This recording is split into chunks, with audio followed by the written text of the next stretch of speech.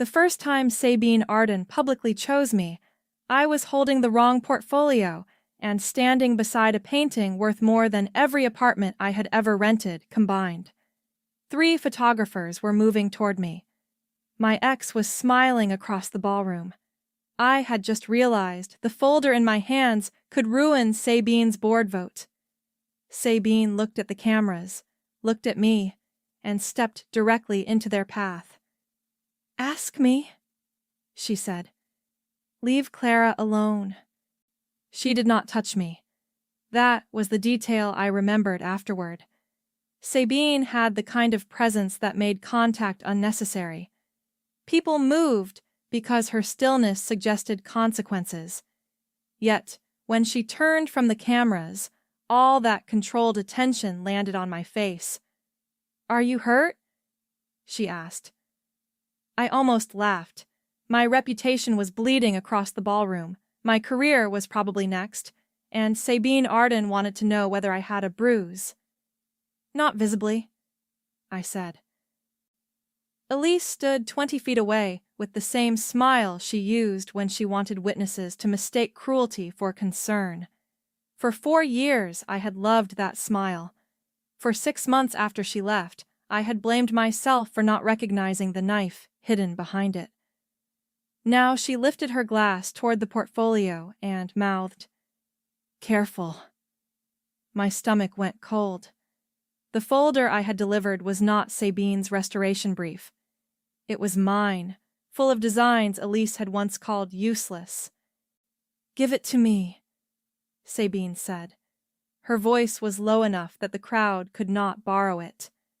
I tightened my fingers.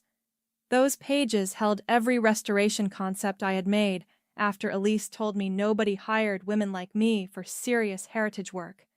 Sketches of the Arden Grand's ruined murals, color studies, notes about light, plaster, memory, and rooms that deserved to breathe again. "It's private." Sabine's gaze softened by one impossible degree. "Then I will treat it that way." I handed Sabine the folder because the alternative was letting Elise watch me panic.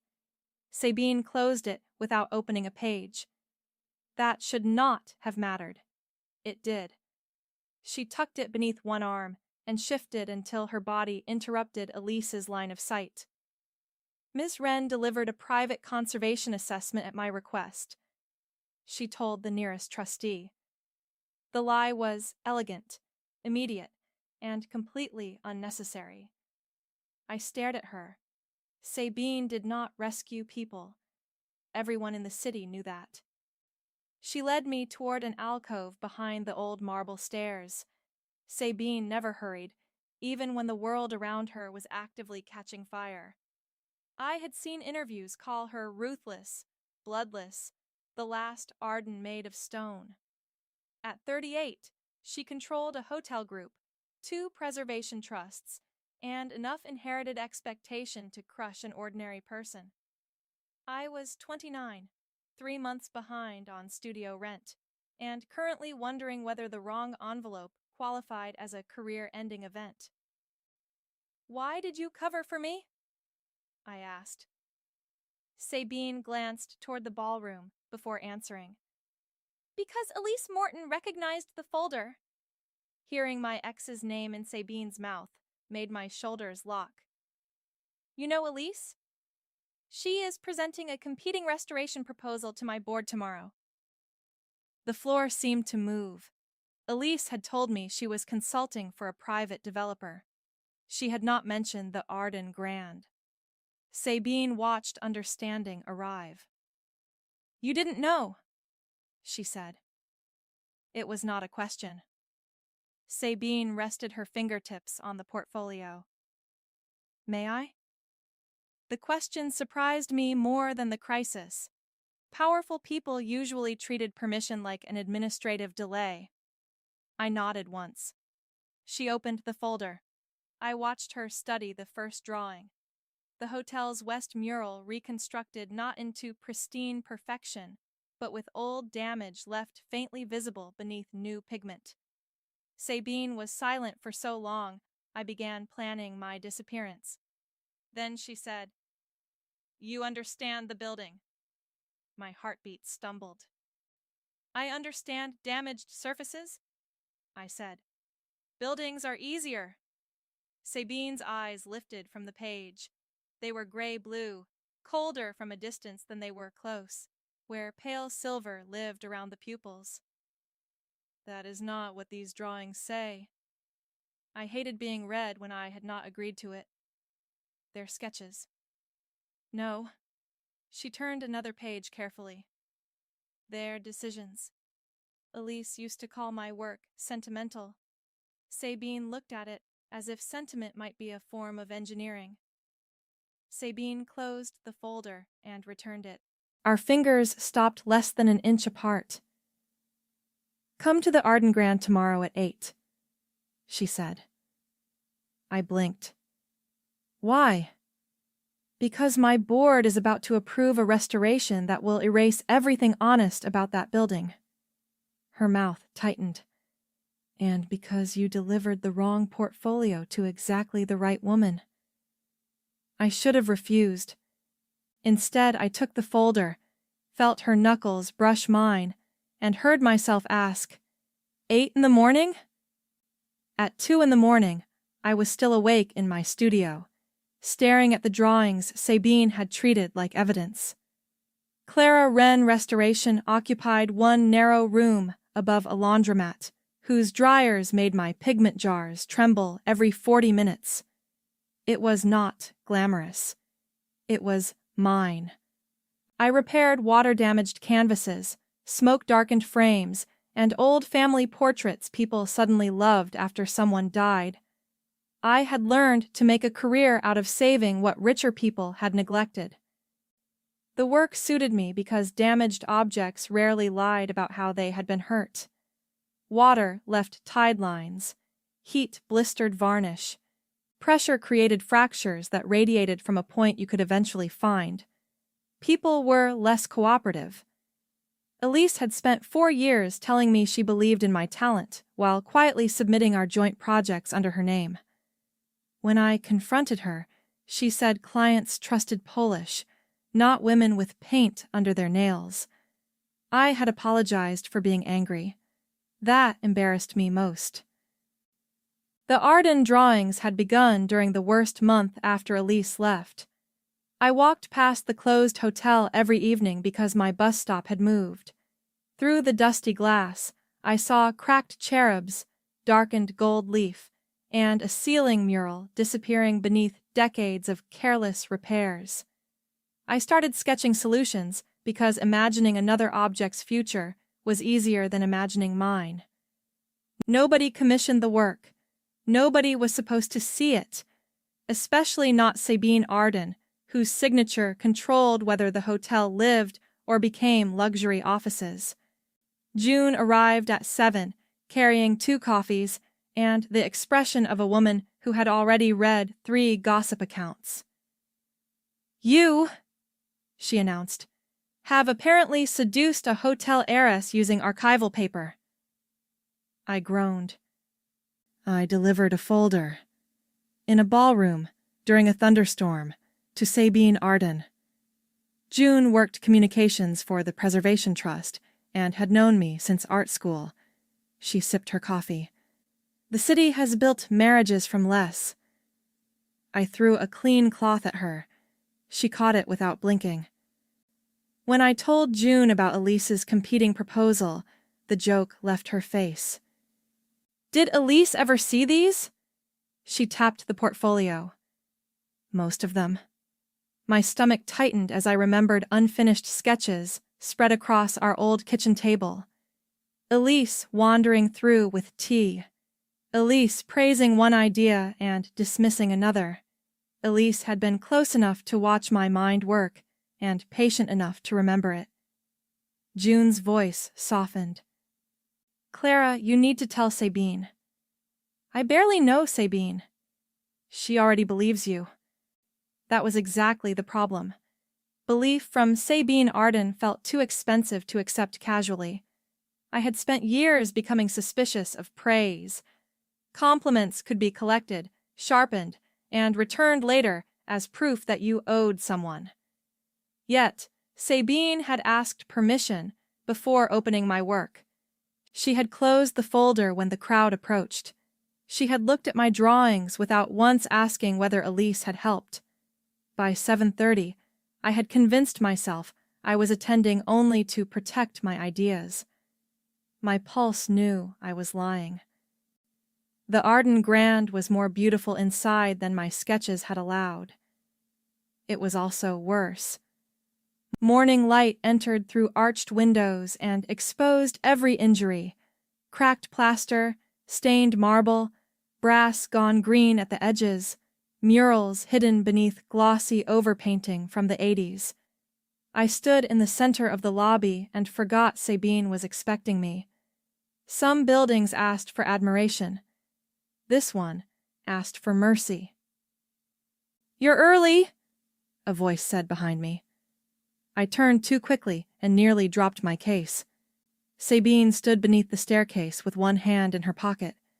In daylight, she looked even more controlled, all severe lines and quiet authority. 7:52, I said. "That is not early. It is for consultants who were invited 12 hours ago." I should have been intimidated. Instead, irritation steadied me. "You invited me after publicly lying about commissioning me." One corner of her mouth moved. "I prevented speculation by inventing employment. Temporary employment, if you agree." My breath caught. Sabine opened an unmarked folder on a temporary table. "6-week diagnostic contract," she said. "Independent authority over mural and decorative surface assessment. No obligation to endorse the existing proposal." I stared at her. "You prepared this overnight?" "Legal prepared it." "Of course legal prepared it." Her gaze sharpened. "You may say no." There it was again. Permission, placed plainly between us. I looked toward the ruined ceiling. "And if I say the board's favorite consultant is destroying the building?" "Then say it precisely." I walked to the nearest mural instead of answering. The glossy layer reflected light like plastic. I pointed to a small fracture near a painted cloud. "They sealed moisture beneath the coating." Sabine came closer, but did not crowd me. "How can you tell?" "The crack is blooming outward. The wall is trying to breathe." I heard myself and winced. That sounded dramatic. "No," Sabine said. "It sounded like you know what you're seeing." I looked at her. She looked only at the wall. For the next hour, I forgot to be nervous. Damage had a language, and the hotel was speaking too loudly to ignore. I showed Sabine salt migration near the east stair, unstable gilding around the ballroom doors, and sections where careless filler had erased original brushwork. She asked concise questions and remembered every answer. Most wealthy clients wanted reassurance. Sabine wanted bad news in useful order. When I finally stood, my knees protesting, she handed me a bottle of water before I asked. Our fingers brushed around the bottle. It was barely contact, but Sabine's hand stopped. So did mine. Her eyes lifted slowly to my face. The hotel seemed suddenly too quiet. Then a pipe clanged somewhere above us, and I jerked back like an amateur. "Ancient plumbing," I said. Apparently violent. Sabine's gaze remained on me 1 second longer. It dislikes being ignored. Relatable. That almost smile appeared again, supervised and brief. I hated how quickly I had begun looking for it. Sabine showed me the west corridor, the rooms scheduled for conversion, and the ballroom Elise's proposal would strip to a fashionable neutral palette. "Neutral," I repeated. "The original ceiling is ultramarine and copper leaf." "I am aware. Then why is her design still alive?" Sabine's jaw shifted. "Because 3 board members think history is easier to sell after removing anything inconvenient." I understood then that Sabine was not merely restoring a hotel. She was fighting people who preferred inheritance without memory. At the corridor's end, Sabine stopped beside a tall window. Rain silvered the glass. "My grandmother lived here for 30 years," she said. "She hated the renovations." It was the first personal detail Sabine had offered. I waited, careful not to frighten it away. Why didn't she stop them? My grandfather controlled the company. Sabine's reflection looked colder than she did. She controlled the flowers. I smiled before I could stop myself. A small kingdom. She treated it seriously. Small kingdoms usually matter most. I signed the contract at 10:23. I remember the exact time because Sabine checked her watch and said, "You have already made me late for a board call. You hired me while I was insulting your restoration plan." That was the attractive part. I froze. Sabine froze. For one extraordinary second, the coldest woman in hospitality looked as if she wanted to retrieve her own sentence. Then she gathered the papers. "Professionally attractive?" she said. "Naturally." My smile hurt my face all the way home. The first real crisis arrived the following morning wearing Elise's perfume. I entered the workshop Sabine had assigned me and found my ex leaning against a conservation table as if she had paid the rent. "Congratulations," Elise said. "You finally found a patron." The word patron was designed to make my work smaller and Sabine's interest suspect. I set down my case. "Leave." Elise glanced around the room. "Still dramatic? Still taking things that aren't yours?" Her smile thinned. Good. I had learned one thing. Elise told me the similarities between her proposal and my old sketches were coincidence. She said restoration principles belong to everyone. "The glass house color study?" I asked. "The exposed repair lines? The West mural sequence?" Her expression barely changed. "You never submitted those ideas anywhere." There it was. Not denial. Ownership by abandonment. My throat tightened. Elise leaned closer. "Clara, you make beautiful thoughts. I make them legible to people with budgets." Once that sentence would have broken me. This time it only clarified the damage. Elise reached toward my portfolio. I put my hand over it first. "Don't." She looked at my fingers, then at me. "You're serious." I should have been serious years ago. My voice shook, but shaking was not surrender. Elise stepped back. "Sabine will get bored. Women like her always do when talented people stop being novel." The cruelty was familiar enough to feel rehearsed. I breathed through it. "Then she can tell me herself." Elise's eyes narrowed. "You think she sees you?" "Yes," Sabine said from the doorway. Elise went still. I closed my eyes briefly because apparently the universe enjoyed timing. Sabine entered without hurrying. Her gaze passed over Elise, then settled on me. "Do you want Ms. Morton here?" Not should she leave. Not what happened. "Do you want her here?" The choice landed in my hands. "No." Sabine turned toward Elise. "Then this workshop is no longer available to you." Elise laughed. Sabine did not. The laughter died by itself. Elise called the decision unprofessional. Sabine answered, "No, entering an independent conservator's assigned workspace without permission was unprofessional." She did not say my conservator. She did not claim me. Somehow that made the protection feel larger. Elise left after promising the board would hear about Sabine's bias. When the door closed, silence rushed in. I kept staring at the table. Sabine remained beside me without touching. "Clara?" she said eventually. Would you like me to stay or go? My eyes burned. Stay, I said. The word came out embarrassingly small. Sabine moved no closer. She simply pulled a chair to the far side of the work table and sat. That restraint nearly undid me. I organized brushes that were already organized. I checked a lamp twice. Finally, I said, she used my ideas. Sabine's expression became very still. I suspected. Why didn't you tell me?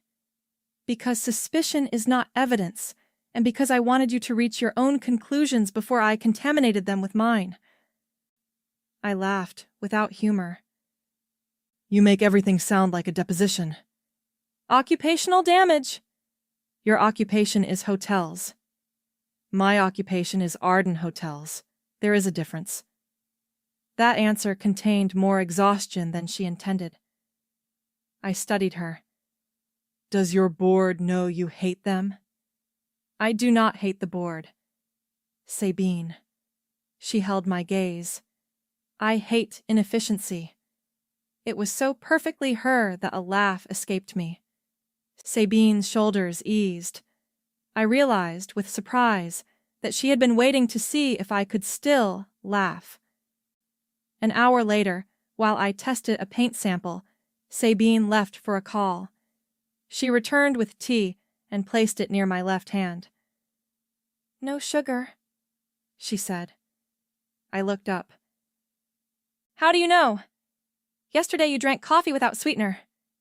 Tea and coffee are different systems. Then I have failed catastrophically. I tasted it. Black tea, strong, exactly right. Acceptable, I said. Sabine nodded gravely. My relief is profound.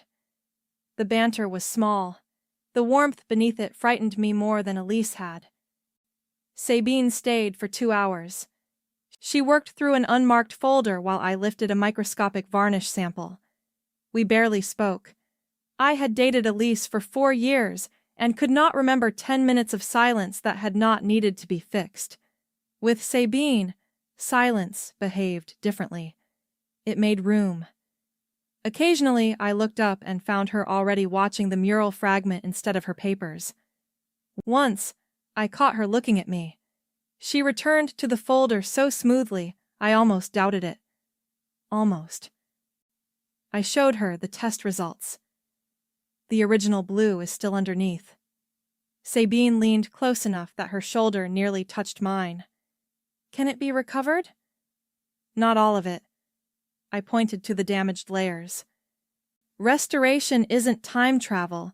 You decide what can survive intervention and what has to remain honestly lost. Sabine went quiet. When I looked at her, she was no longer watching the sample. Honestly lost, she repeated. Yes. Something private moved behind her eyes. Then she stepped back. June arrived after Sabine left and examined the second teacup like a forensic specialist. She stayed? She had work. In your workshop. There are tables. June's eyes widened. Clara, Sabine Arden has an office larger than my first apartment and a staff that schedules breathing opportunities. She did not need your table. I scrubbed a brush too aggressively. We discussed pigment. Naturally. June. I am thrilled for your pigment. I threw another cloth. My accuracy was improving. We compared my dated sketches with photographs June had quietly taken of Elise's board presentation materials. The similarities were not subtle. My original glass house palette.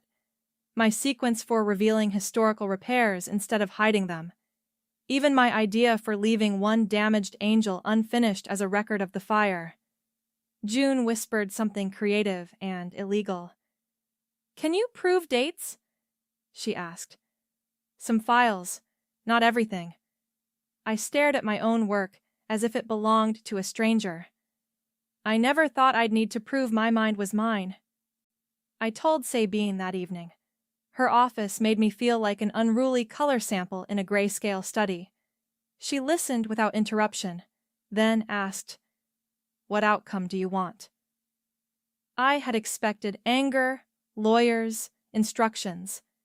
The question stopped me. I want my work acknowledged. Publicly? Yes. Do you want a lease removed from the project? I hesitated. I want the board to evaluate her proposal knowing where it came from. Sabine nodded. Good. Good? You know what justice looks like to you. That makes my job easier. Your job? I asked. Sabine's expression sharpened. Creating conditions in which you can present evidence without being dismissed as emotional, vindictive, or opportunistic. My laugh was bitter. So, conditions where I'm briefly allowed to be a man. Sabine's mouth curved. I was trying to phrase it diplomatically. That was diplomacy? You should hear me when I dislike someone. I have. The words escaped before I could soften them. Sabine's face changed. The office suddenly held an older silence. 3 years earlier, Sabine had rejected me from an Arden conservation vendor list after a 10-minute review. The email said my operation lacked institutional scale. Elise had used it for months as proof that serious clients agreed I was not ready. You rejected my studio? I said. Sabine looked down once. Yes. Efficiently. Clara. Forget it. No. Her voice became quieter. I will not forget something simply because discussing it is uncomfortable. I turned back. For Sabine, that sentence sounded almost revolutionary. Your studio was rejected because Elise Morton called my procurement director before your review, Sabine said. My chest tightened. What?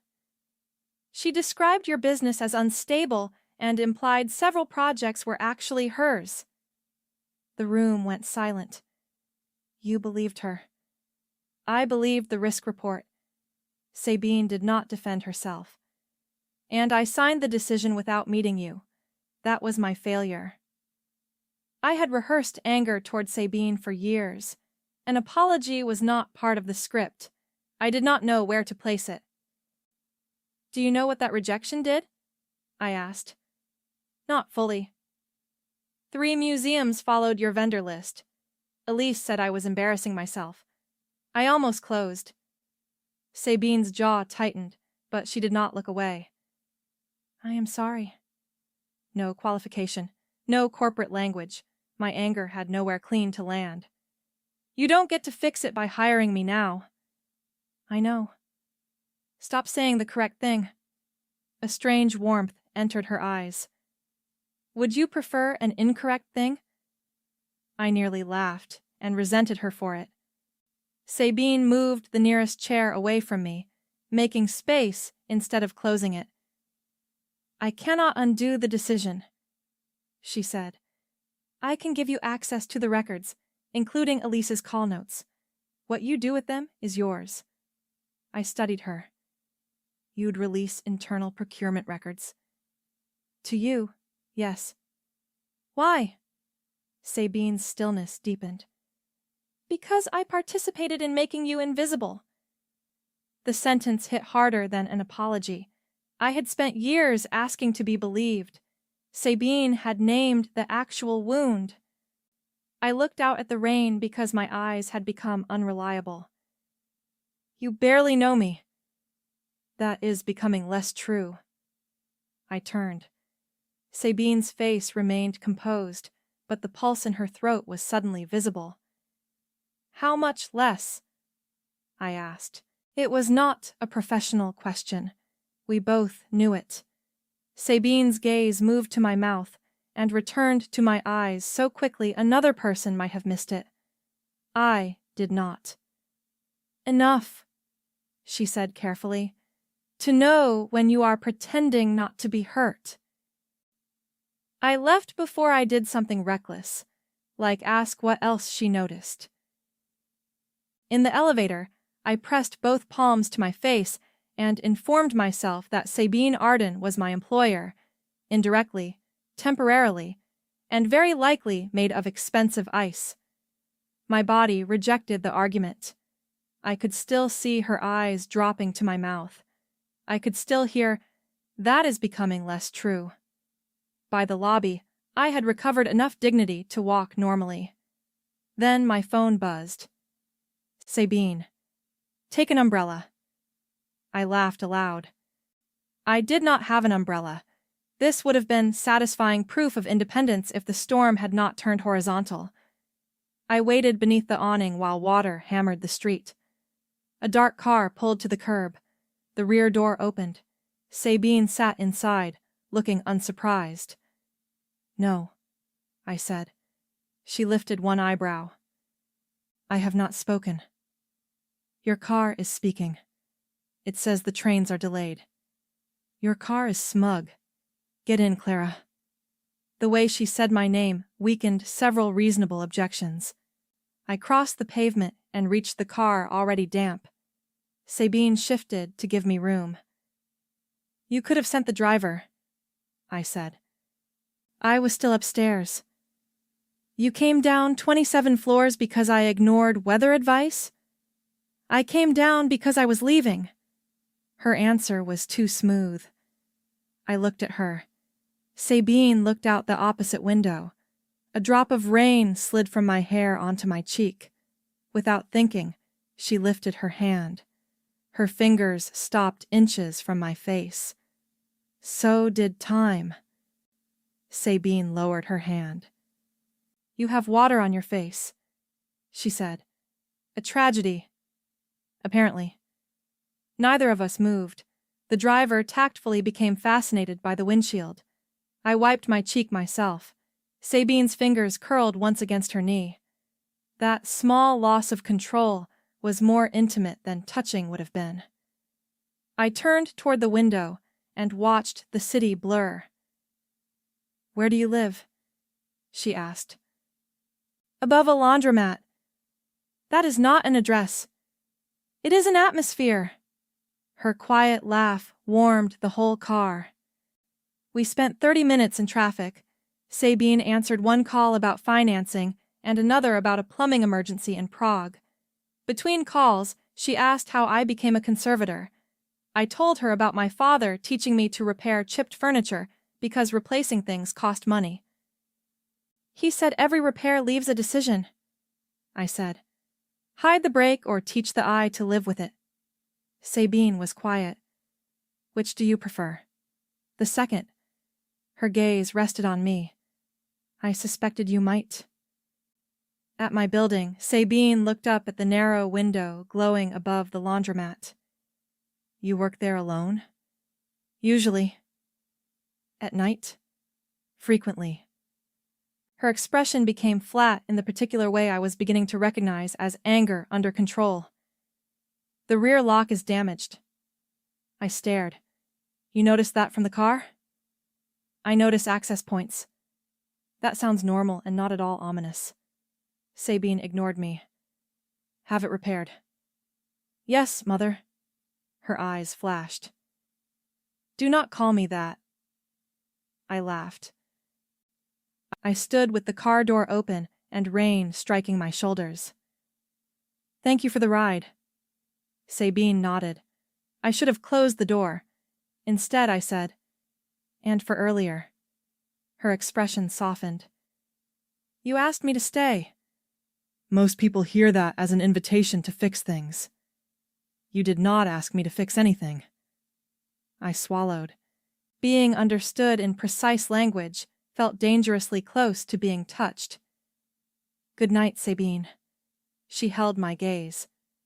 "Good night, Clara." I carried her voice upstairs with me. From the studio window, I watched Sabine's car disappear around the corner. The dryers below began another cycle, rattling the pigment jars. I should have opened Elise's evidence files. Instead, I stood there thinking about Sabine's hand stopping beside my cheek. Restraint was supposed to feel like absence. With her, it felt like a presence of its own. Everything she chose not to do became visible. Every inch of space she gave me felt deliberate. I had never known distance could be intimate. I worked until 3. File metadata gave me dates for 11 sketches. Old photographs from June showed 2 more pinned to my wall before Elise's proposal existed. The rest depended on notebooks, supply receipts, and memory. I built a timeline because facts felt safer than feelings. Near dawn, I found one photograph of Elise asleep on our old sofa. Behind her, blurred but visible, was my first glasshouse study. I stared at it for a long time. Proof sometimes arrived carrying the shape of a life you had lost. The next morning, June placed a brass key ring on my table. "From the tyrant," she said. "Sabine has a name." June's eyebrows climbed. "Oh, we're defending her nouns now." I ignored that. The keys opened the workshop, archive corridor, service stair, and glass house. "Why the glass house?" I asked. June handed me a small blank card. "Because the tyrant said you kept drawing it." There was no written message. Sabine had apparently learned that even stationery could be too emotionally revealing. I smiled anyway. The glass house smelled of damp stone and old soil. Pale vines had worked themselves around iron ribs. Several panes were cracked, turning the morning light into fractured silver. I walked slowly, imagining citrus trees, reading tables, maybe winter herbs from the original hotel menus. My first sketch had treated the room as decoration. Standing inside it, I understood the mistake. It needed purpose. A beautiful room people could not use was only a display case. I opened my notebook and began again. I did not hear Sabine enter. I only noticed her when her reflection appeared faintly in a glass panel. "How long have you been there?" I asked. 3 minutes. That's unsettling. You were concentrating. You could cough. I am healthy. I looked at her over my shoulder. Sabine's mouth moved. I was getting better at finding the almost smiles. "What changed?" she asked, nodding toward my sketches. I shifted aside. The room should belong to guests, not photographers. Her attention sharpened. I showed her the new plan. Low tables, restored tile, community botanical workshops, afternoon tea using herbs grown in raised beds. Sabine listened. "The board will call it under-monetized square footage." The board sounds exhausting. "Correct." "What do you call it?" She studied the page. "A reason to stay downstairs instead of hiding in a suite." I looked at her. Sabine's eyes remained on the drawing. "You hide in suites?" "I own hotels. It would be inefficient to hide elsewhere." I laughed. Sabine turned toward me, and for a moment her entire expression loosened. She looked younger when she forgot to manage her face. Less like an heiress, more like a woman who had been taught too early that visible softness invited negotiation. The thought arrived so clearly, it frightened me. "What?" she asked. "Nothing." Her eyes narrowed. "You are a poor liar." "I restore paintings. We hide things professionally." "No, you reveal what was hidden under bad decisions." I stopped smiling. Sabine had been listening. A draft lifted one sketch from the bench. Sabine reached at the same moment I did. Our hands landed together on the page. Her palm covered 2 of my fingers. Neither of us moved.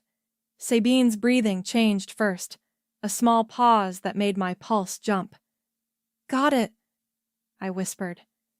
"Yes." Her hand remained there. The glass house creaked softly in the wind. Then footsteps sounded in the corridor. Sabine withdrew so quickly the page slid to the floor. We both stared at it like it had betrayed us. June entered carrying her tablet. She looked at the fallen drawing, at me crouching to retrieve it, and at Sabine standing with unusual rigidity. "Should I come back?" "No," Sabine said. "Absolutely," I said. June's smile became unbearable. Excellent. The board moved tomorrow's review to 10. Elise is presenting first. The warmth left my body. Sabine noticed immediately. We are ready, she said. I looked at her. We? Your evidence, my records, June's timeline. She corrected herself. You are ready. We spent the afternoon building my presentation. June organized dates. Sabine challenged every weak assumption. Do not say Elise stole the concept, she told me. Show sequence, access, and repetition. Let them reach the word themselves. I bristled. You think I'm too emotional? Sabine's gaze snapped to mine. No, I think they will call you emotional if you do their thinking for them. The distinction mattered. I exhaled. Fine. Good. You enjoy this. Watching you become difficult to dismiss? Immensely. After June left, Sabine made me rehearse. I hated her by the third interruption. Again. I have already said this 6 times. On the 4th, you apologized before correcting their proposal. I was being polite. You were making yourself smaller so they could remain comfortable. My mouth closed. Sabine leaned back. Clara, your evidence does not become kinder when whispered. Anger rose, followed immediately by recognition. Elise had praised me most when I softened every certainty. Again, I said. Sabine's eyes warmed. Again. On the 7th attempt, I stopped apologizing. I described the sequence of my work, the dates, Elise's access, and the exact technical choices repeated in her proposal.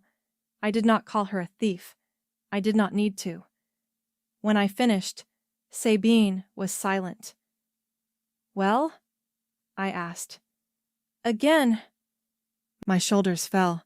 Then her mouth curved fully, briefly, devastatingly. Because I would like to hear it twice. I stared. Was that praise? Do not become distracted. Too late. Sabine Arden had smiled at me. We packed the sketches near midnight. Sabine adjusted a lamp that had been glaring against the protective sleeves. Her shoulder brushed mine. This time, neither of us jumped. You are tired, she said. You sound surprised. You become quieter when tired. Most people become quieter around you automatically. You do not. I lack survival instincts. Sabine looked down at me. I had noticed. The air changed. Her hand rested on the lamp, mine on the table, inches apart. I thought she might move closer. Sabine's eyes stayed on mine too long. My breath caught. There was no ballroom, no board, no reason for her attention to perform anything. I saw the exact second she noticed me noticing. Her chin lifted slightly. My fingers curled against the table. Then Sabine's phone rang. The sound cut through the room with almost comic brutality. She closed her eyes once. I laughed because otherwise I might have screamed. Efficient, I whispered. Cruel, she corrected, looking at the phone. I never learned who called. The boardroom had been designed to make ordinary people feel temporary. I stood beneath cold windows while 12 directors examined my materials. Elise had presented first. Her proposal remained on the screen behind me, all polished renderings and stolen decisions. Sabine sat halfway down the table. She did not smile. She did not nod encouragement. She had warned me that visible protection might let Elise dismiss me as her instrument. So Sabine gave me nothing except her complete attention. Somehow, it was enough. I began with dates. My voice shook on the first sentence.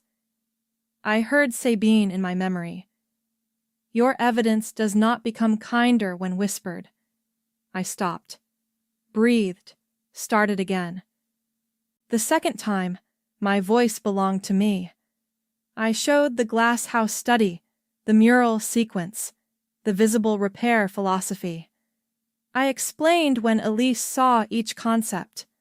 One board member asked whether shared domestic proximity made independent authorship impossible to establish. Elise relaxed.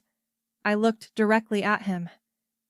Living with someone is not a transfer of intellectual ownership. Elise called my work exploratory. She said she had translated raw visual ideas into a viable commercial plan. It was the same argument she had used in our kitchen, only now she wore it professionally. Clara is gifted, Elise said, but inspiration and execution are different skills.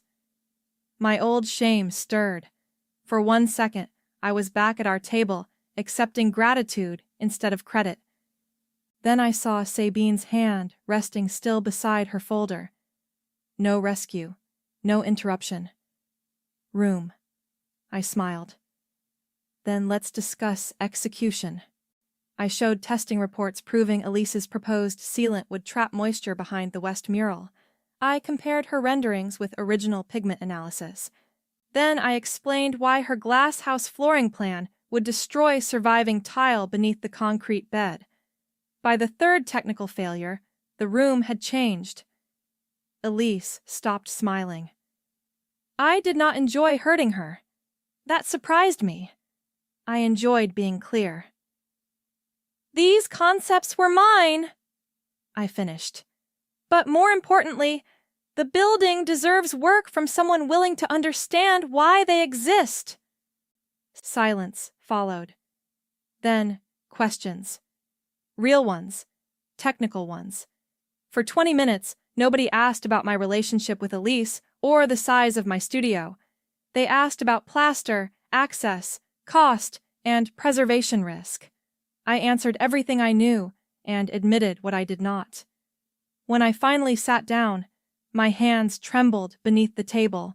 Sabine looked at me. No smile, no public softness, just one almost invisible dip of her chin. Precisely. I understood the gesture as clearly as if she had said, I saw you. The board suspended Elise's proposal pending review. Sabine proposed an independent audit and recused herself from the authorship determination because she had hired me. I was absurdly proud of her for the recusal. Elise was furious. Outside the boardroom, she passed close enough to whisper, She will choose the company. I looked through the glass wall at Sabine gathering folders while 3 directors closed around her. Maybe Elise was right. Powerful families taught loyalty differently. The thought hurt enough to reveal a problem I had not named. Sabine summoned me to her office 15 minutes later. I did not summon you, she corrected when I said so. June asked me to come upstairs. That is materially different. Only to people with assistants. Sabine closed the door. You were excellent. Direct praise from her felt like stepping into unexpected sunlight. I looked away. The evidence was good. You were good. Sabine. Clara. I risked meeting her eyes. She looked almost annoyed by my refusal to accept the thing she was offering. You do this, Sabine said. Do what? You turn competence into an accident the moment someone notices it. The observation struck too accurately. Maybe I dislike arrogance. No, you dislike the risk of agreeing with praise. My throat tightened. Sabine's voice softened. Clara, I am not Elise. I know. The words came immediately. Her expression changed. I stepped closer without deciding to. That's the problem, I whispered. Sabine went very still. Explain. I'm trying not to. For once, she had no efficient answer. We stood too close. Sabine smelled faintly of black tea and something clean I could never name. Her gaze lowered to my mouth. Mine did the same.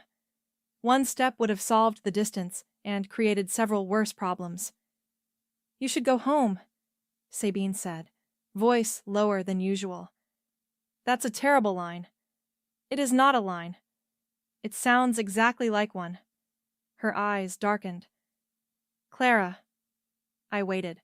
She did not finish. The office phone rang. I laughed helplessly. Your infrastructure hates me. Before I left, Sabine handed me the procurement records. Take these. Our fingers brushed again. This time her thumb moved slightly against the side of my hand, an accidental stroke so brief it could be denied. Neither of us denied it. Good night, I said. Good night. I reached the door. Clara. I turned. Sabine's composure had returned, but not completely. You were not an accident today. My eyes burned. I nodded once because speech had become unreliable. On the elevator, I finally understood how dangerous being seen could feel. The next 2 weeks developed rituals before I noticed them becoming rituals. Every morning, I unlocked the workshop at 7:45. At 8:10, tea appeared near my left hand. Sometimes June brought it. More often, Sabine did. She never stayed if I was applying solvents. She claimed the smell was aggressive. I told her the solvent had expressed similar concerns about her. Sabine stared at me for 3 seconds, then wrote a message on her phone. At lunch, June texted. She laughed in the elevator. Explain. Tea became the first ritual. The second was Sabine's 11:30 walk through the hotel. She insisted it was an operational inspection. I noticed her route somehow passed my workshop every day. Coincidence, she said when I mentioned it. Your hotels must be statistically fascinating. Immensely. Sometimes she asked about the mural. Sometimes she stood in the doorway and watched me work for 30 quiet seconds before leaving. I began measuring mornings by whether I heard her steps. That should have worried me more than it did. The third ritual was argument. We fought about lighting, chair placement, historical color, and whether guests would understand visible repairs. People do not need a lecture from a wall, Sabine said. People enjoy learning things. People enjoy room service. You have a bleak opinion of your customers. I have metrics. I have eyes. Sabine stopped beneath the mural. Yes, she said, looking directly at me. You do. My argument disappeared. She continued walking as if she had not just turned a sentence into a problem. The fourth ritual belonged to the glass house. Every Friday at 4, we met there to review restoration decisions. By the second week, Sabine brought tea herself. By the third, she stopped pretending the meeting needed an agenda. We sat on the stone bench while rain tapped the glass. I told her about my father's repair shop. She told me her grandmother used to grow lemon verbena in chipped blue pots. She hated perfect containers, Sabine said. I think I would have liked her. She would have adored you. Sabine seemed startled by her own certainty. I looked at her. Why? You both corrected people without fear. I have enormous fear. You continue anyway. The words settled gently and deeply. I had always thought bravery required confidence. Sabine spoke as if she had seen the fear and counted me brave with it included. You're doing that thing again, I said. What thing? Seeing me too accurately. Her gaze held mine. Would you like me to stop? My answer arrived before caution. No. The silence after my no changed the room. Sabine's knee was inches from mine. Her hand rested beside her on the stone, fingers relaxed. I wanted to place my hand beside it, not even touching, just close enough to make the choice visible. I did not. Sabine looked at me as if she could hear the argument inside my body. Then the heating pipes knocked in the wall. We both exhaled. Your buildings interrupt frequently, I said. I will file a complaint. With yourself? The process is brutal. June diagnosed me over lunch. You are in trouble. Financially? Constantly. Sabine trouble. I concentrated on cleaning a brush. There is no Sabine trouble. You say her name differently. That is not a real metric. I work in communications. Tone is half our fraudulent profession. I glared. June leaned closer. Does she know? Know what? That you look at her like the last closed door in a burning building. I put down the brush. That metaphor is excessive. So is your face. I admitted there had been almost moments. June's expression softened. And Elise? The question hurt because it was fair.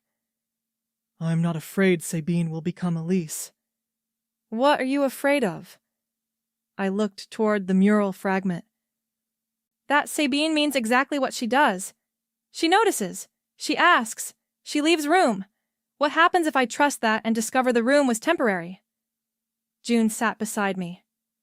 Then it hurts. Excellent. Clara, avoiding being chosen is not the same thing as avoiding abandonment. That afternoon, I climbed a conservation platform to inspect the West mural. Sabine appeared below me during her allegedly random inspection. Your harness is loose, she said. Hello to you too. Clara, I checked. She was right. It's one buckle. Sabine's expression went still. Come down. I can fix it here. Come down.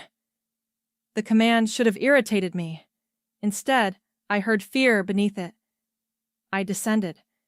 Sabine waited until both my feet touched the floor before breathing normally. May I? Sabine asked, pointing to the strap. I nodded. Her fingers moved carefully near my shoulder, tightening the buckle without brushing more than necessary. I felt every avoided touch. There, she said. You looked terrified. Her hands stilled. I dislike preventable injury. That isn't an answer. Sabine raised her eyes. We were close enough that I could see the silver around her pupils. No, she said. It isn't. Her hand remained at my shoulder for 1 second longer, then fell. I forgot the mural. Before she could step away, I touched her forearm. It was the first deliberate contact I had initiated. Sabine stopped completely. I'm okay, I said. Her gaze dropped to my hand. I almost removed it. Instead, I let my fingers stay against the fabric for 1 heartbeat, then 2. Sabine's expression changed with painful subtlety. I know, she said. That does not make watching you risk yourself pleasant. My pulse stumbled. You could say you worry. I could. Will you? Not today. I dropped my hand. You're impossible. Frequently. Do you practice emotional obstruction? Privately. Impressive commitment. Sabine's mouth curved. Your harness is now correct, and your feelings remain structurally unsound. The smile vanished, but warmth stayed in her eyes. Be careful, Clara. I knew she meant the platform. I also knew she did not mean only the platform. You first, I said. For once, Sabine Arden looked as if she had been given an instruction she could not execute. Our first dinner was an accident manufactured by weather. A transit shutdown trapped half the city, and Sabine refused to let me walk 40 minutes in freezing rain. The guest room is unused, she said. I am not moving in. I invited you to dinner, not dynastic marriage. With your family, I assume paperwork overlaps. Sabine looked offended for half a second, then laughed. Her penthouse was warmer than I expected. Dark wood, soft lamps, and fresh narcissus on the kitchen counter. Nothing resembled her office. Sabine cooked. I had prepared myself for delivered food plated by invisible staff. Instead, she chopped mushrooms with terrifying precision. You look disappointed, she said. My worldview is restructuring. Because I own a knife? Because you know how to use one for vegetables. She gave me a flat look. What did you imagine I ate?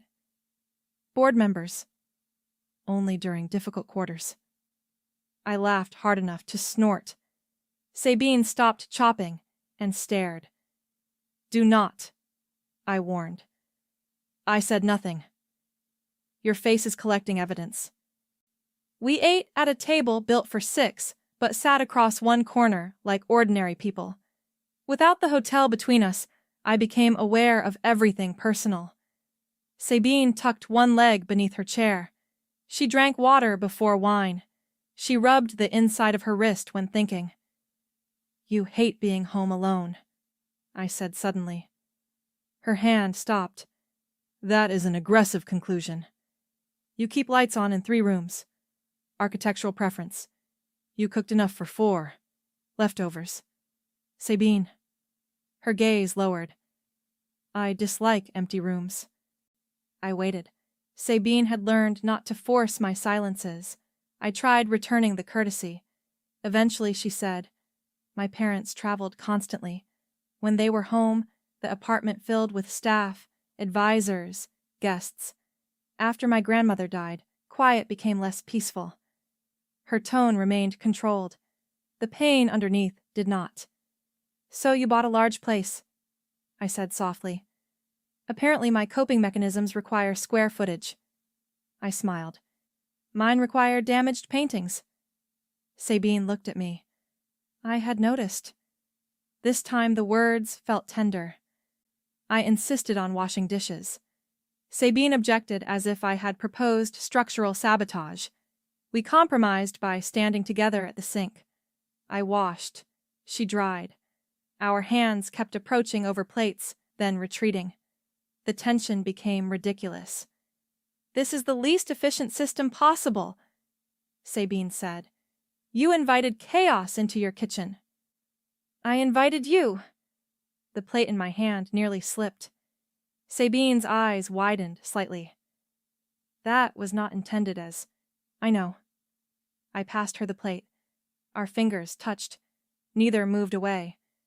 The plate remained between us, forgotten. Sabine's fingers rested over mine. Her gaze moved slowly from our hands to my face. Clara, she said. My name sounded like a warning she was giving herself. Yes. She took one shallow breath. I leaned closer before courage could become committee work. Sabine did not move away. The distance narrowed.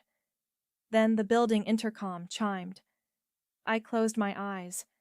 Sabine whispered a word so precise and impolite, I laughed against the air between us. The moment broke. Did Sabine Arden just swear at an intercom? I asked. No. I heard you. You are tired. I am delighted. Sabine pressed 2 fingers between her brows. Security needs access to the service lift. Obviously, a national emergency. Her eyes met mine. The unfinished kiss remained visible between us. Neither named it. That made everything worse. Sabine cleared her throat. The guest room is prepared. Thank you. I wanted her to ask me to stay in the kitchen. She wanted something too. I could see it. I lay awake in Sabine's guest room, listening to rain. The sheets smelled faintly of linen, and nothing else. My body remembered the kitchen in absurd detail. Her fingers, her breath, the small crease between her brows when the intercom interrupted us. I had almost kissed her. Worse, Sabine had almost let me. I rolled onto my back and stared at the ceiling. Through the wall, a floorboard shifted. Sabine was awake too. Knowing that felt indecently intimate. Neither of us crossed the hallway. At 5:40, I gave up on sleep and found Sabine in the kitchen. She wore her hair loose. The sight stopped me in the doorway. Without the controlled twist, black waves fell below her shoulders and softened every severe line of her face. Sabine caught me staring. Coffee? She asked. Your hair! Excellent, Clara. a master of language. Sabine touched one strand as if surprised it existed. It grows. Apparently. Her eyes warmed. Coffee? Please, before I say anything worse. She made my coffee correctly. No sugar. A little milk. I stared into the mug. You remember everything. Not everything. My tea, my coffee, the glass house drawings, which shoulder strap was loose. Sabine leaned against the counter. Those are observable facts. Most people don't observe me that hard. Her expression changed. Then, most people have been careless. My throat tightened. There it was. A line so simple it entered every damaged room inside me. I looked away because being seen could still feel like standing naked. Don't, I whispered. Sabine's body went still. Do not what? Say things like that before 6 a.m. Relief flickered in her face when she realized I was not asking her to leave. I will schedule emotional accuracy after breakfast. I laughed softly. Sabine's hand shifted on the counter, closer to mine. Not touching. Offered. I moved my little finger until it brushed hers. Her breath caught. We stood like that in the blue dawn, connected by less than an inch of skin. We watched morning arrive over the roofs. Our shoulders touched once when I shifted. Sabine did not move away. What happens when the hotel opens? I asked. Operational chaos. I meant to us. The question escaped before I could catch it. Sabine turned her head. I stared stubbornly at the skyline. We work together, she said carefully. The answer was reasonable. It hurt, anyway. Then she added, and I continue trying not to make decisions for you because I am finding the alternative unexpectedly difficult. My heart restarted. What alternative? I asked. Sabine's eyes held mine. Wanton. One word. Quiet. Devastating. I stopped breathing. She looked almost angry with herself. That was imprecise. No, I whispered. It was extremely precise. Sabine's gaze dropped to my mouth. I turned toward her. Our shoulders separated, then our bodies aligned.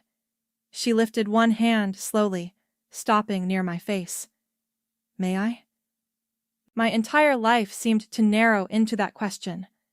Before I could answer, Sabine's phone began vibrating across the counter. We both stared at the phone. I began laughing first. Sabine closed her eyes. Your life is a mechanical defense system, I said. I am considering destroying the device. That seems emotional. Do not weaponize my growth. The phone continued. Sabine answered because the chair of her board had called at 6:12. Within 30 seconds, her face returned to stone. I watched the transformation happen and felt an unexpected ache. The woman at the window disappeared behind the woman everyone needed. I wanted to ask her to come back. For 3 days after the penthouse, Sabine became almost entirely professional. She attended board meetings, financing calls, and a labor negotiation. Our tea still appeared, but June delivered it. The 11:30 walks stopped. I told myself this was normal. I hated normal immediately. On Thursday, I intercepted Sabine in the lobby. Are you avoiding me? She stopped. No. Excellent. Lie less obviously. Her jaw tightened. I am managing a crisis. You manage crises while making tea. Her eyes flashed. Clara. Sabine. We moved into a side corridor before our argument became entertainment. The board received an anonymous complaint about my judgment, Sabine said. Specifically, my relationship with an independent contractor. My chest went cold. Relationship? The complaint used that word. There is no relationship. Sabine's expression flickered. I regretted the sentence instantly. Professionally, I added, I meant there is no improper relationship. I understood. She had not.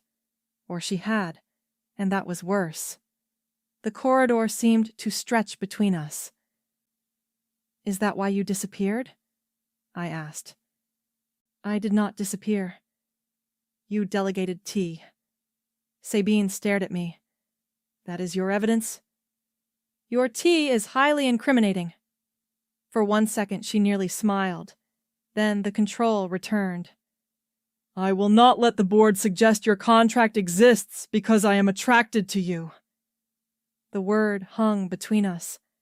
I felt heat rise from my throat. Sabine looked equally trapped. Well, I said carefully, that is more precise than wanting. Her eyes closed briefly.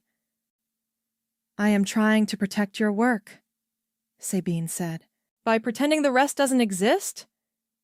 By refusing to let my position contaminate your success. You don't get to decide what contaminates me. The words came sharper than intended. Sabine went still. I continued. You asked before opening my portfolio. You asked whether I wanted a lease removed. You asked before touching my shoulder. Why does my choice suddenly disappear when the thing you're afraid of is your own feeling? The silence afterward was immense. Sabine looked wounded because I was right. It should not, Sabine said. I had prepared for resistance. Her agreement disarmed me. Then stopped protecting me from information about my own life. Sabine looked up. I am attracted to you. My heartbeat became ridiculous. She continued with terrifying discipline. I have been for longer than is professionally convenient. I am attempting not to act on it while your contract depends on decisions I influence. I swallowed. Thank you. You are thanking me? For finally being emotionally terrifying in complete sentences. Her laugh escaped before she could stop it. The tension eased without disappearing. For the record, I said, I am also attracted to you. Sabine's expression emptied completely. I almost smiled. Did you hear me? Yes. You look medically unwell. I am processing. Efficiently? Poorly. That honesty made me step closer. Sabine did not retreat. I don't want favors, I said. You will not receive them. I don't want my work softened because you like my face. Your work is frequently inconvenient. Romantic. Her eyes warmed. I am trying. I lifted my hand. Sabine watched it approach with the same stillness she had shown in the car. My fingers stopped near her cheek. You have nothing on your face, I said. I am aware. Good. I wanted her to understand. Permission had to move both directions. Sabine's breathing changed. Clara, may I? Her eyes closed for half a second. Not here. The answer hurt, then settled. Not no. Not here. I lowered my hand. Sabine whispered, Thank you. I understood that too. The next morning, Sabine brought tea herself. She set my cup beside my left hand. I was informed the delegation created operational dissatisfaction. I looked toward the ceiling. June is dead to me. June was extremely specific. Of course she was. Sabine stayed in the doorway. I took a sip. Correct. The tea? The decision. Her gaze softened. Good. That was how we continued. Not touching, not pretending, knowing exactly what was waiting between us. Desire became less frightening once it was allowed to exist without immediate ownership. Sabine returned to working at my table. Sometimes we talked, sometimes we did not. I learned she hated cinnamon, loved early trains, and could identify 6 classical composers, but regularly forgot song titles after 1998. She learned I kept emergency chocolate in a pigment cabinet and spoke to difficult paintings under my breath. You called that frame vindictive, she said once. It knows what it did. Should I be concerned about the hotel's emotional evaluation? Deeply. Sabine smiled into her folder. I pretended not to treasure it. We finalized the glass house plan together. Sabine fought for the community workshops. I surrendered 2 decorative planters to create accessible turning space. Compromise, she said. Do not sound proud. I am documenting a rare event. I nudged her shoulder with mine. The touch was light, playful, almost accidental. Sabine stopped speaking. I felt the warmth of her through fabric. Then she nudged me back, very gently. The childishness of it made me grin. Was that retaliation? Operational correction. Terrifying. I have a reputation. Wind slipped through a cracked pane and blew hair across my face. I pushed it away twice. The third time, Sabine said, May I? My pulse answered before my voice. Yes. She lifted one hand and tucked the strand behind my ear. Her fingertips traced the smallest possible path along my temple. I forgot how to stand naturally. Sabine's hand lingered near my cheek. Her eyes lowered to my mouth. Mine closed halfway. A door slammed in the corridor. We jumped apart. I began laughing. Sabine looked murderous. The building, I gasped, continues its campaign. Sabine stared toward the corridor. I am replacing every door. Historically inappropriate. Then I will remove the hinges. Sabine Arden, defeated by architecture. She turned back to me, and the anger melted into something warmer. You find this amusing? Immensely. Her gaze rested on my smile. Good. The word was so soft I stopped laughing. Sabine looked away first. I understood then that making me happy affected her. The knowledge was both tender and dangerous. The preservation gala arrived at exactly the wrong stage of our almost relationship. Sabine entered beside me because our work on the hotel was the evening's centerpiece. We had agreed not to perform intimacy. Unfortunately, awareness performed itself. I knew where she stood without looking. Sabine noticed every time someone crowded me. Photographers noticed us avoiding touch with the intensity of people trying not to touch. June took one look and whispered, You both have the subtlety of a chandelier falling downstairs. I considered betrayal. June warned us the anonymous board complaint had leaked to a gossip columnist. Nothing published yet, she said. But people are watching. I glanced at Sabine. Across the room, she was listening to a donor while watching me over his shoulder. Subtle, June murmured. She is monitoring the room. She is monitoring your breathing. You are inventing romance for sport. June smiled. No, darling, you two are doing the heavy lifting. Sabine excused herself from the donor and crossed toward us. My pulse betrayed every argument. Water, Sabine said, handing me a glass. Hello to you too. You have not eaten, and you are holding champagne like an obligation.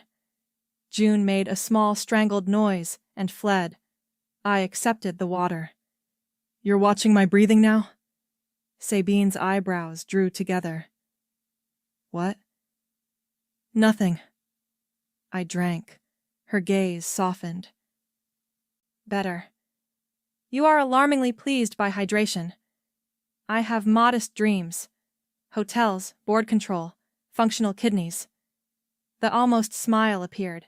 Cameras flashed across the room. Sabine's expression closed instantly. Do you want me to move? Sabine asked. The question mattered because staying beside me would feed speculation. I looked around at the room, then back at her. Do you want to move? No. Then stay. Sabine remained, no hand at my back, no dramatic claim, She simply stood close enough that our shoulders almost touched. The photographers took more pictures. Let them. For the first time, I understood protection without possession as something visible. A powerful woman asking what I wanted, then respecting the answer, even when it cost her. Elise approached near midnight. "Sabine," she said pleasantly. "Clara." My name became a blade wrapped in velvet. "Elise," I answered. She looked between us. "The city is enjoying the photographs." Sabine remained silent. Elise smiled at me. "Be careful. Arden women collect difficult things." Sabine's body went still. Before she could speak, I said, "Good thing I'm not a thing." Elise blinked. I continued, "And good thing Sabine knows the difference." Sabine looked at me with something fierce and unexpectedly bright. Elise tried to laugh. "I was joking." "You usually are when the alternative is accountability." Her face hardened. "You've changed." Once that accusation would have frightened me. I glanced at Sabine, then back at my ex. "No, I stopped translating myself into something you found comfortable." Elise left without another word. My knees immediately weakened. Sabine waited until she was gone. "That," she said quietly, "was extremely attractive." I stared at her. "Professionally?" Sabine's gaze dropped to my mouth. "No." Every nerve in my body woke. We escaped into the same marble alcove where Sabine had opened my portfolio weeks earlier. "This room has terrible judgment," I whispered. "It has hosted 3 bankruptcies and 1 royal divorce." "Exactly." Sabine stepped closer. "Clara." "Yes." Her hand lifted toward my face, then stopped. "The audit concludes Monday." My heart pounded. "I know. After Monday, your authorship and contract renewal are decided by an independent committee." "I know. I am trying to be honorable." I moved closer. "You're making it incredibly inconvenient." Sabine's hand settled at my shoulder. The touch was careful, almost formal, but heat moved through me anyway. 3 days, she said. 3 days until what? I knew. I wanted to hear her say it. Her thumb shifted once against the fabric. "Until I can ask you a question without wondering whether my position altered your answer." My throat tightened. "And if my answer is already altered by your face?" Sabine's eyes closed briefly. "Clara. Sorry. You are not." "No." She almost smiled. I covered her hand with mine. Sabine looked at the contact. 3 days, I agreed. 3 days? She repeated. We stood there under old stone and chandelier spill, not kissing, which felt more intimate than half the kisses I had shared before. Sabine did not rush me. I did not ask her to. When we returned to the ballroom, our hands separated. Yet something had been decided. For the rest of the night, every glance between us carried a private calendar. Monday had never seemed so far away. Friday lasted approximately 14 years. I restored 2 square inches of blue pigment and checked my phone 31 times. Sabine had meetings all day. At 11:30, T appeared with June. "She is in Geneva by video," June said before I asked. I did not ask. "Your face filed a request." I glared. June placed a chocolate bar beside the tea. "From Sabine." "Why?" "She said you forget lunch when anxious." I looked at the chocolate. Being cared for in small, accurate ways was becoming my undoing. "You know this is serious," June said. "The audit?" "You." I set the chocolate down. "I don't know what this is." "You have been counting down to Monday since Wednesday." "That's circumstantial." June's expression softened. Clara. You don't have to know forever. You only have to know whether you want the next honest thing. I thought of Sabine asking permission beside my cheek. I thought of tea, space, and the word wanting. Yes, I admitted. I want the next honest thing. June smiled. Then stop cross-examining Joy. Our Friday glasshouse meeting began professionally and failed within 12 minutes. Sabine reviewed tile costs. I watched her wrist. She noticed. What? You rub your wrist when you're worried. Her hand stopped. I do not. You do. About what am I allegedly worried? Monday. Sabine looked away. Our knees touched. Neither moved. I dislike uncertainty, she said. I had noticed. Do not use my language against me. It's becoming a hobby. Her knee pressed gently into mine. My entire body noticed. Sabine told me her father had trained her to prepare for betrayal as if it were weather. Every contract contained exits. Every friendship connected to the company was tested for motive. He called it clarity, she said. What do you call it? I asked. Sabine considered. Loneliness with excellent documentation. The answer hurt. I turned toward her. You know, wanting something doesn't create a debt. Intellectually. And emotionally? Her laugh was quiet and sad. Emotionally, I have a board meeting scheduled to discuss the matter in 2041. I placed my hand palm up on the bench between us. I did not touch her. Sabine stared at it. This is not a contract, I said. I gathered that. No board vote. Reassuring. You can take it or not. Her gaze lifted to mine. And if I do? Then we're holding hands in a leaking glass house. Civilization may continue. Slowly, Sabine placed her hand in mine. Her fingers were cool. Mine closed gently.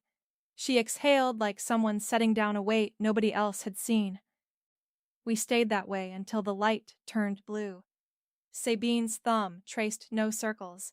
She did not squeeze dramatically. She simply kept her hand in mine. The steadiness of it felt astonishing.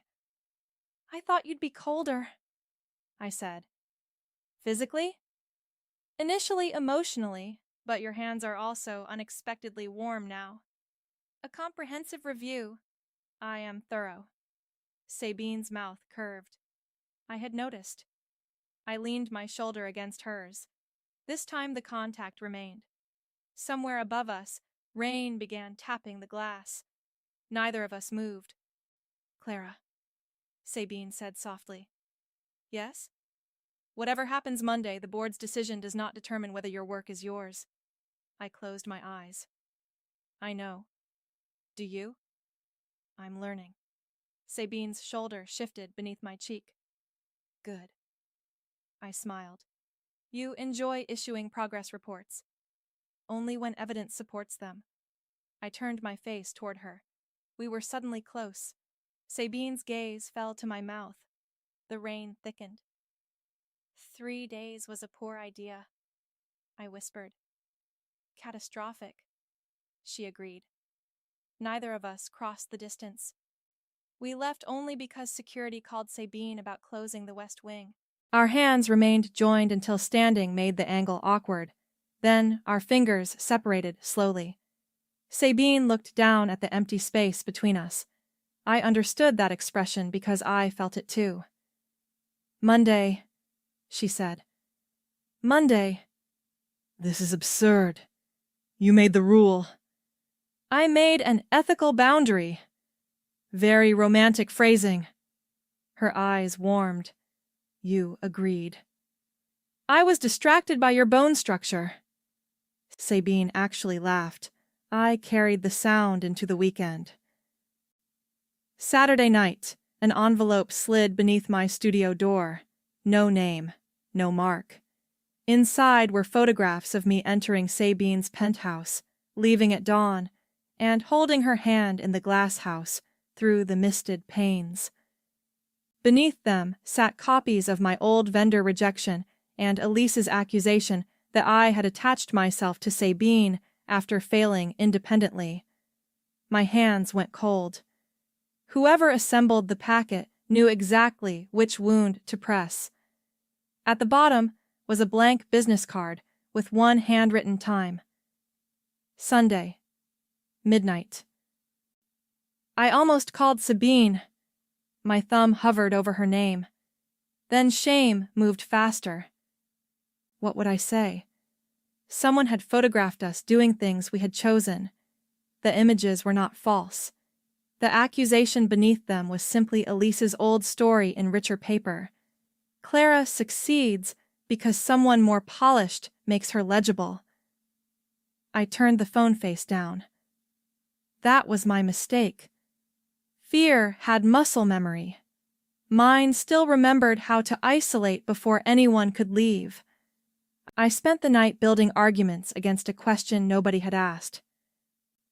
At 11:40 Sunday night, I went to the location indicated by the card.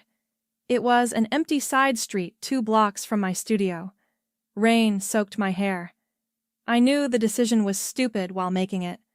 Sometimes self-protection looks intelligent from inside panic. A dark car waited beneath a broken street lamp. The rear door opened. Elise stepped out. I laughed once because, of course. "You always did love theater," I said. Elise looked at my wet face. "And you always came when you thought truth was waiting." Elise claimed Sabine had known about the vendor rejection manipulation before hiring me. She said Sabine had used guilt to recruit me and attraction to keep me cooperative. "Ask her when she first requested the old procurement file," Elise said. "Ask why she already had your portfolio sketches compared against my proposal before the gala." My stomach tightened. "You are lying." Elise's smile was tired. "Maybe. That's the advantage Sabine gave me by not telling you everything." The words found exactly the crack they were designed for. "Why do you care?" I asked. Elise's composure slipped.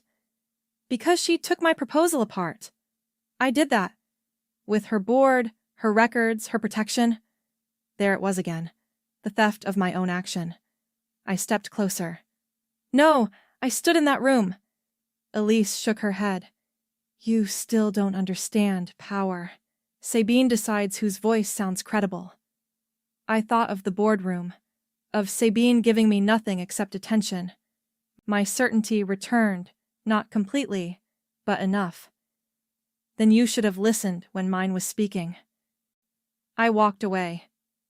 Elise called after me. "Ask Sabine about the file." I kept moving until the car disappeared behind rain. Then I stopped beneath an awning and pulled out my phone.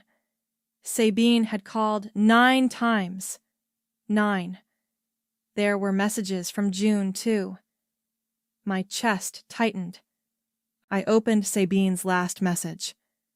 "Clara, your studio camera went offline. Please answer so I know you are safe. Not where are you. Not explain yourself. Safe."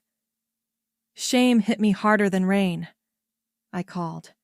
Sabine answered before the first ring ended. "I'm safe," I said immediately. Silence. Then Sabine inhaled. "Where are you?" Her voice was controlled so tightly I could hear the fear underneath. I gave her the cross street. "Stay there." "Sabine, please."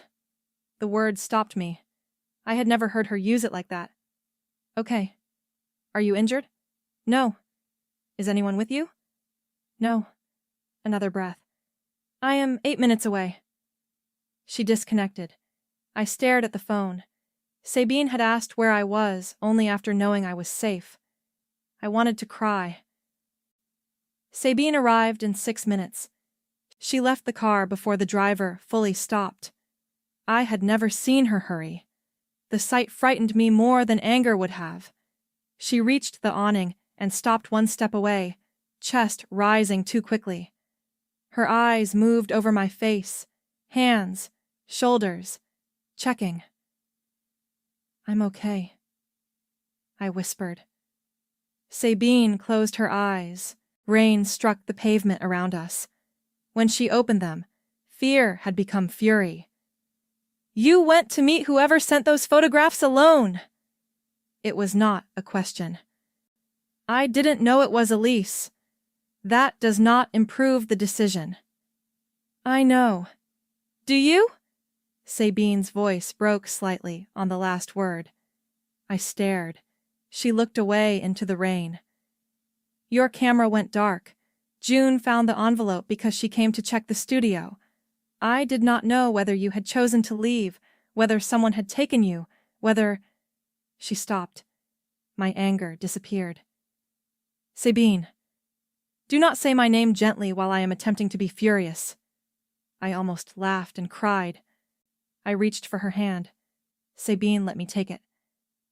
I'm sorry, I said. I was afraid and I did the thing I always do when I'm afraid. Disappear. Yes. Her fingers tightened around mine. I cannot forbid you from taking risks. I know. I do not want to. I know. Sabine looked at me. But I need you to understand that your absence has consequences inside me. My breath caught. That was the most naked sentence she had ever given me. I understand, I whispered. I'm learning. At the penthouse, Sabine gave me dry towels, tea, and enough physical space to stage a small play. I told her everything Elise had said. Sabine listened from the chair opposite me. When I asked about the procurement file, pain crossed her face. I requested it 6 weeks before the gala, she said. My stomach tightened. Why? Sabine rubbed her wrist. Because June mentioned your studio during a trust meeting. I recognized your name. From the rejection. Yes. And? She looked directly at me, and I remembered regretting it. Sabine had reviewed the old report and discovered Elise's call. Then, when Elise submitted her hotel proposal, Sabine's staff found visual similarities to images from my public studio page. I suspected there was more, she said. Why didn't you contact me? I had no proof, and I did not know whether contacting you would reopen harm I helped create. I laughed bitterly. So, you decided for me? Sabine closed her eyes. Yes. The old fear inside me sharpened. You keep doing that when you care. Yes. That's the problem, I said. You create space until the decision scares you. Then you quietly arrange the room. Sabine's face went still. That is fair. Stop agreeing with me like fairness makes it painless. I stood. She did not. That hurt too, irrationally. Did you hire me because you felt guilty? Sabine looked up. Partly. Honesty landed like a slap. And because my work was useful? Yes. And because you were attracted to me? A pause. Yes.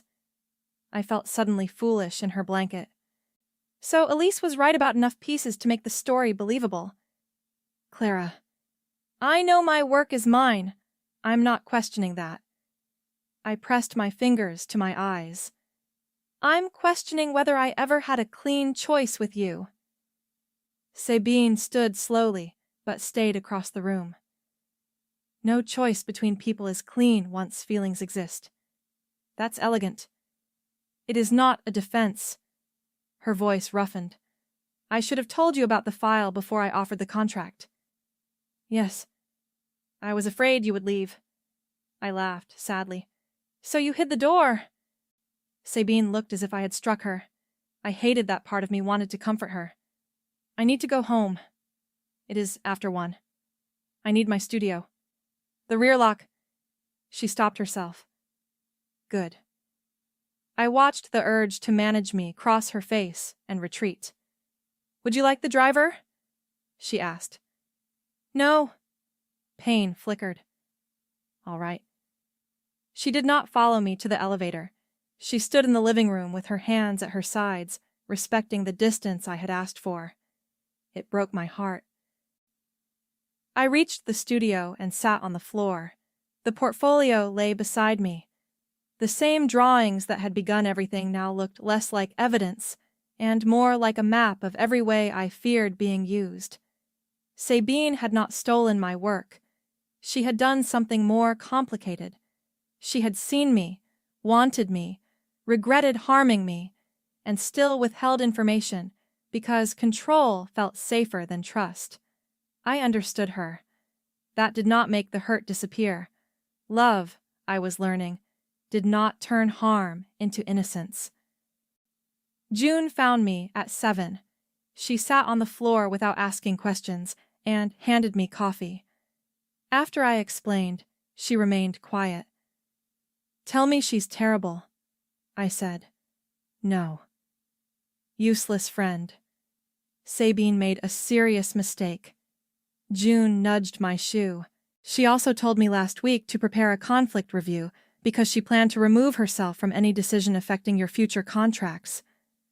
I looked up. "What?" "She was trying to build a door before you asked." "Why didn't she tell me?" June sighed. "Because apparently competence has limits." The audit decision was due at noon. Sabine did not call. The absence hurt and relieved me. "What do I do?" I asked. June shrugged. "You decide what you need before you decide what she deserves." I stared at the rain. I needed no more strategic silence. I needed Sabine to trust my capacity to survive truth.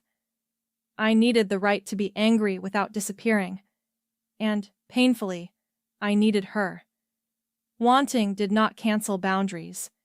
Maybe boundaries were how wanting became safe enough to stay.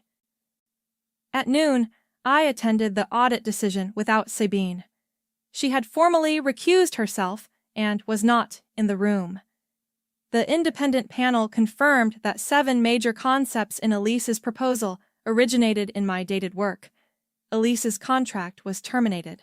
The panel recommended compensation and public correction. I heard the words as if through water.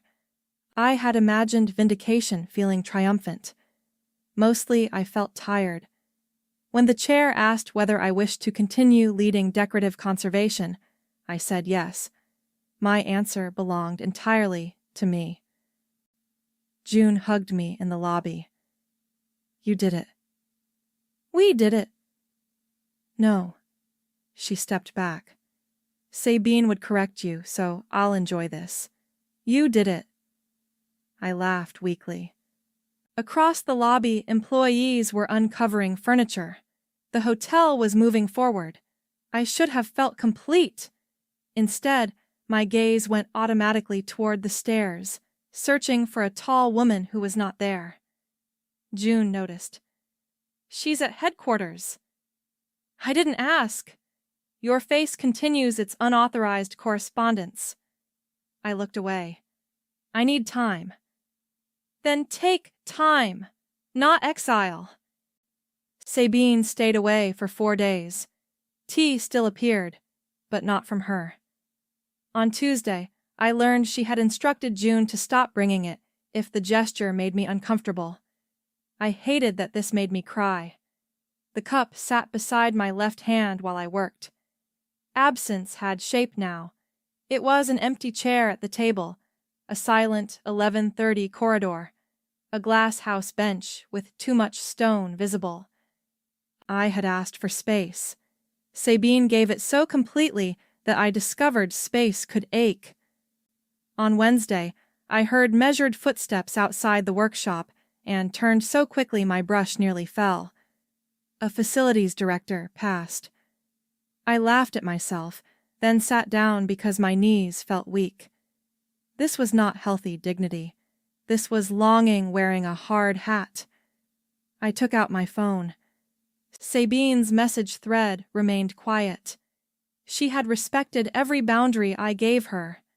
The problem was that I had given one in panic and never clarified its shape. I had accused her of hiding doors while leaving mine closed without explanation. "Call her," June said from the doorway. "Do you enter rooms by sensing emotional incompetence?" Yes, it is why communications pays me. I set down the phone. What if I forgive too easily? June's expression softened. Speaking is not forgiveness. Missing someone is not absolution. Loving someone does not require pretending they didn't hurt you. My chest tightened. I did not say love. No. June smiled sadly. Your entire personality has been shouting it for 2 weeks. I stared at my hands.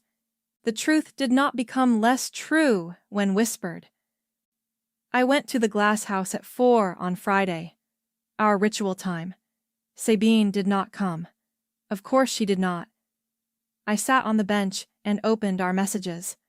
Almost all of them were practical. Meeting changes, tea preferences, photographs of restoration damage. Hidden among them were other things. Eat lunch. The west corridor is colder today. Your lamp was left on. I found lemon verbena. None of the messages said love. Together they formed a language dangerously close to it. I called. Sabine answered immediately. Hello, Sabine said. Her voice was controlled, but I heard the inhale before it. Where are you? I asked. My office. Can you come to the glass house? A pause. Do you want me there? My eyes burned. Even now, she asked. Yes. I will be there in 12 minutes. 10. Clara, you own elevators. Sabine's laugh was quiet and surprised. 10. She disconnected. I stood and paced between the stone planters, suddenly terrified. Honest things were rarely graceful before they were necessary. Sabine arrived in 9 minutes. I noticed because of course I did. She stopped at the entrance instead of approaching. 4 days had changed her face. She looked tired, more vulnerable without the expectation of welcome. You came, I said. You asked. Simple, painful. I gestured toward the bench. We sat with a careful foot of space between us. Once that distance had felt polite. Now it felt enormous. The audit cleared my authorship, I said. I know. June told you? The independent chair did. I did not ask June. I was angry because you withheld the procurement file, I said. You had every right. Stop helping me prosecute you. Sabine looked down. I am not sure what else I am permitted to do. The sentence hurt. You're permitted to tell me what you wanted. Her wrist moved beneath her other hand. I wanted to protect you from a mistake I made. And? I wanted an excuse to meet you. My breath caught. Sabine stared ahead. And when the portfolio arrived, I wanted to keep listening to you. I had seen your public work before the gala, Sabine continued. I knew your face. I knew the rejection had harmed you. I told myself reviewing the records was accountability. Partly it was. Partly I was curious about the woman who repaired damage without erasing it. Her voice roughened. Then you stood under my ballroom chandelier insulting neutral paint, and curiosity became inconvenient. A laugh escaped me through tears. Sabine's expression softened. That is the full truth. Late, but full. I nodded slowly. I need you to stop deciding which truths I can survive, I said. Yes. No strategic silence because you think pain will make me leave. Yes. And when I disappear because I'm afraid, I need you to tell me the consequence inside you without turning it into an order. Sabine swallowed. Yes. I looked at her. You may argue. I am trying something new. Terrifying. A tiny smile touched her mouth. Clara. Sabine. The old warmth moved between us, bruised but alive. I placed my hand palm up. Sabine stared at my hand. This is still not a contract, I said. I remember. You can take it or not. Her eyes lifted to mine. Clara, if I take your hand, I am unlikely to want to stop there. My pulse jumped. Good. Sabine's control fractured visibly. She placed her hand in mine. I closed my fingers. "The contract review is over," I whispered. "Yes." "The audit is independent." "Yes." "Ask me your question." Sabine looked suddenly terrified. It made me love her more. "May I kiss you?" Sabine asked. No elegant speech, no strategic framing. My heart expanded painfully. "Yes." She moved slowly enough that I could have changed my mind at every inch. Her free hand rose to my face and rested against my cheek. Warm, careful, real. "Still yes?" she whispered. "Sabine, I require precision." I smiled through the tears, threatening again. "Yes, please kiss me." Something fierce and tender changed in her eyes. Then Sabine closed the distance we had spent weeks preserving. Her mouth was softer than I expected. That was my first coherent thought. The second was that Sabine was trembling. The woman who could freeze a boardroom with one look kissed me as if certainty had finally become too heavy to carry alone. I held her sleeve. She waited. I leaned closer. The kiss deepened only because I answered it. No cameras, no board, no one turning us into a story. Sabine's hand held my face like something precious she did not intend to own. When we separated, Sabine kept her forehead near mine, without touching. "Was that sufficiently precise?" I whispered. She laughed, breathless and low. "No. Terrible quality standards." Again. The second kiss was slower. I slid my hand into her hair at the nape of her neck. Sabine made a quiet sound that nearly destroyed me. Her other hand settled at my waist, careful even now. I understood then that restraint had never meant absence of feeling. Sabine had simply built walls strong enough to survive what she wanted.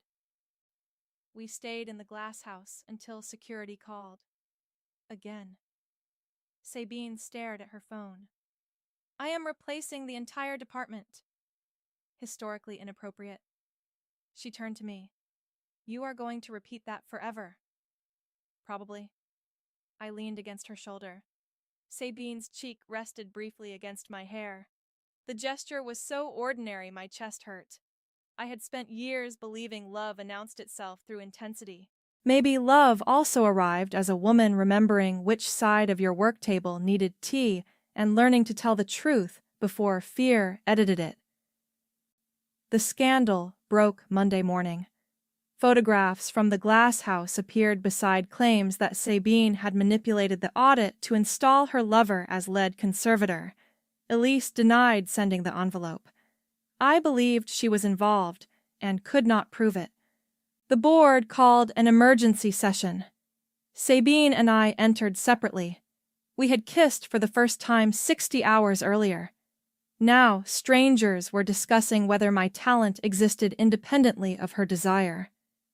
The old wound opened so fast, I nearly lost my breath. Sabine spoke first.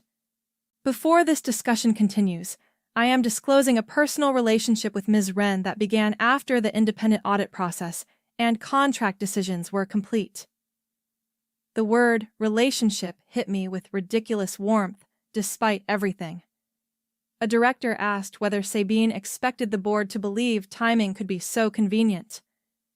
Sabine's face became cold. "No, I expect you to examine records instead of my private life." Another director suggested my contract be suspended for optics. Sabine looked at me before answering. She waited. I stood. Sabine had left the choice visible.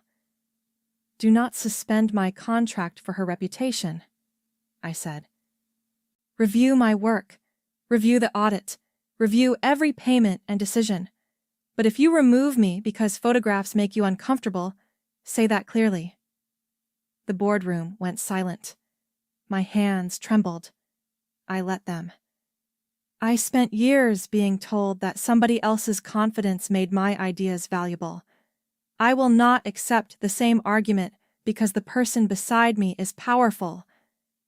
Sabine's eyes shone with something fierce. Sabine moved to stand beside me.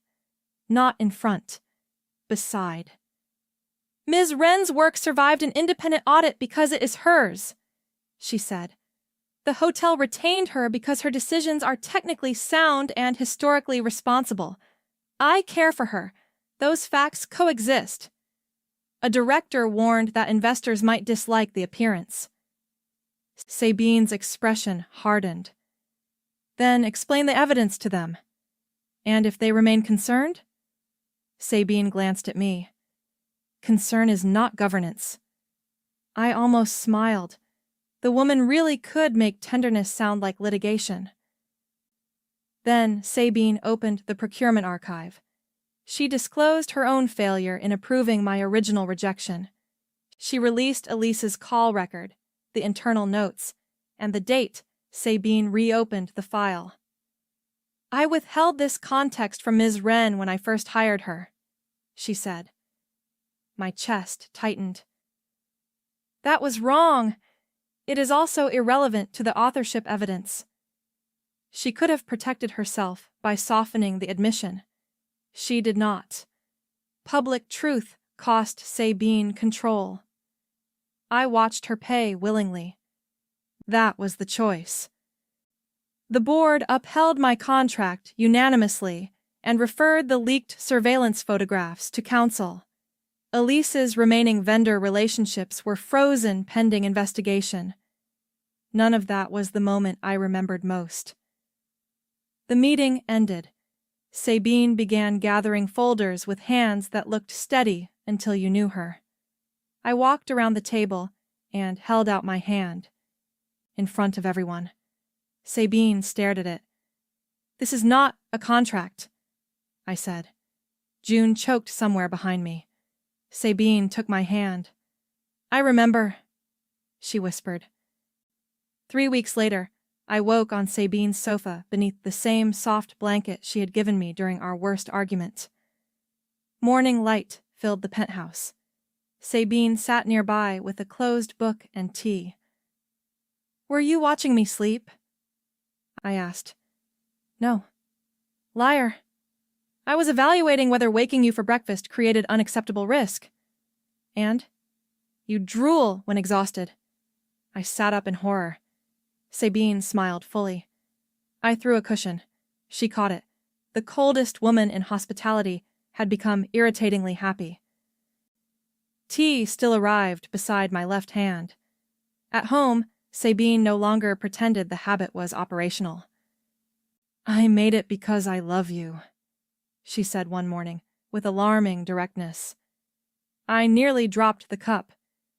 You cannot say that before caffeine. You requested truth before convenience.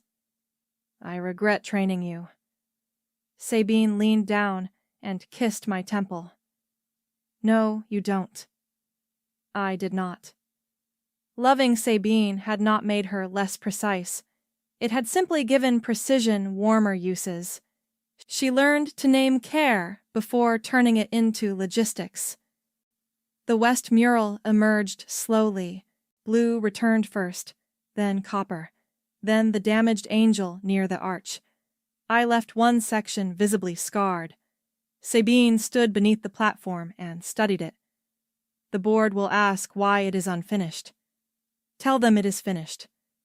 They will dislike that. You enjoy difficult explanations. Sabine handed me tea when I climbed down. I enjoy watching you refuse easy lies. I smiled. That was almost romantic. I love you. Show off. Her laugh echoed through the workshop. We planted lemon verbena in the glass house ourselves. Sabine claimed this was symbolic. I claimed the gardening staff had threatened mutiny after she changed the plan 4 times. Both can be true, she said. Soil marked one of her hands. I stared. You have dirt on you. I am aware. Should I notify the press? Sabine touched my cheek with the clean side of her wrist. You are unbearable. Frequently. She kissed me beside the chipped blue pot we chose for her grandmother. Opening night arrived beneath restored chandeliers. The lobby walls breathed again. The glass house smelled of herbs and damp tile. Local apprentices had restored brass fixtures under supervision, and 2 neighborhood artists were already scheduled for residencies. June wore cobalt and informed every reporter that the hotel's greatest innovation was listening to conservators before destroying things. Sabine stood beside me during the speeches, not touching, waiting. When the applause ended, she looked at my hand. I held it out. She took it where everyone could see. Nobody gasped. That surprised me. The world did not fracture because Sabine Arden held my hand beneath the chandelier.